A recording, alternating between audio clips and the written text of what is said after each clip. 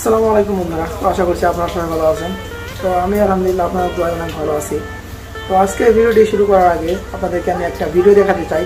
তো আপনারা একটু মনোযোগ সঙ্গে ভিডিওটি দেখুন।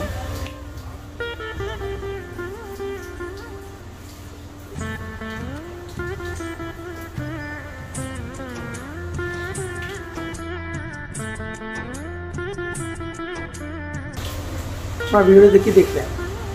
তো আপনার ভিডিওটি দেখতে পেলেন যে একটা কিন্তু গরু শুয়ে রয়েছে, অর্থাৎ অসুস্থ হয়ে কিন্তু শুয়ে রয়েছে, আপনারা দেখতে পাচ্ছেন। তো এই প্রচণ্ড তাপদাহে আপনারা দেখতে পাচ্ছেন আমাদেরকে এই পশু পাখির দিকে কিন্তু একটু নজর রাখা দরকার।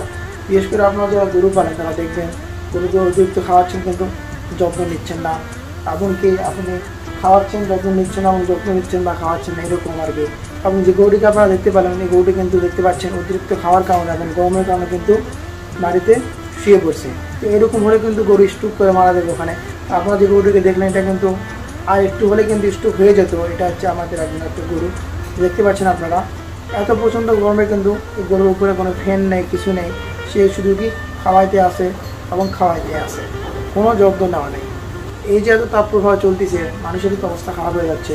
সেখানে তো তারা কি পশু পাচ্ছে, তারা তো কথা বলতে পারে না। তারা যদি কথা বলতে পারতো তাহলে কিন্তু তারাও বলতো যে আমাদের দিকে গরম লাগছে, এটা সমস্যা হচ্ছে, এটা হচ্ছে। তো আমাদের উচিত তাদের দিকে নজর দেওয়া, নিয়মিত গোসল করানো, সঠিক সময়ে খাওয়া দাওয়া করানো এবং তাদেরকে কি ঠান্ডা জায়গায় রাখা। তো এইসব দিকে কিন্তু কি আমাদের খেয়াল রাখতে হবে। শুধু তাদেরকে খাওয়ালে চলবে না, তাদের যত্ন নিতে হবে এবং তাদেরকে কি সঠিক চিকিৎসা করতে হবে।